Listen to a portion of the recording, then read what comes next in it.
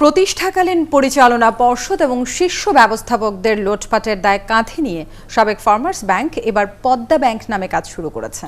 ব্যাংকটির নতুন পর্ষদ আর শীর্ষ ব্যবস্থাপকরা বলছেন, গ্রাহকদের আস্থা ফেরানোর কঠিন লড়াই চালিয়ে যাচ্ছেন তারা। তবে সাবেক ব্যাংকাররা বলছেন, নাম বদল নয়, সুশাসন প্রতিষ্ঠাই হবে প্রকৃত চ্যালেঞ্জ। আরও জানাচ্ছেন কাবেরী মৈত্রেয়।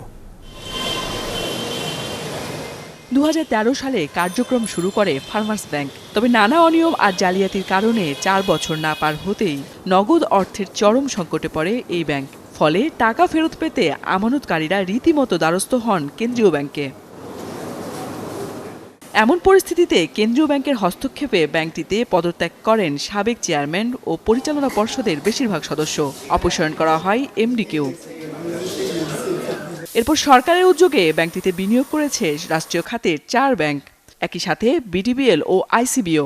যদিও আগের অনিয়মের কারণে ব্যাংকটিতে 5,311 কোটি টাকা ঋণের মধ্যে গেল সেপ্টেম্বর পর্যন্ত 3,071 কোটি টাকায় ঋণ খেলাপি। ব্যাংকটির বর্তমান শীর্ষ নির্বাহী অবশ্য বলছেন, এরই মধ্যে ঘুরে দাঁড়াতে শুরু করেছে ফার্মার্স ব্যাংক। অনিয়মে জড়িতদের বিরুদ্ধে ব্যবস্থাও নেওয়া শুরু হয়েছে। এখন আমরা মানুষকে পে করি, প্রচুর পেমেন্ট হয় প্রতিদিন, বোথ ক্লিয়ারিং এবং অন দ্য কাউন্টার। সেখানে আমরা ফেল করি না। ব্যাংকের বর্তমান কর্তৃপক্ষের আবেদনের ভিত্তিতেই এরই মধ্যে কেন্দ্রীয় ব্যাংক এর নাম পরিবর্তন করে পদ্মা ব্যাংক লিমিটেড করেছে। ব্যাংকের শীর্ষ নির্বাহী অবশ্য বলছেন, এটি জরুরি ছিল। ফার্মার্স ব্যাংক এই নামে আর মানুষ অ্যাকসেপ্ট করতে চায় না।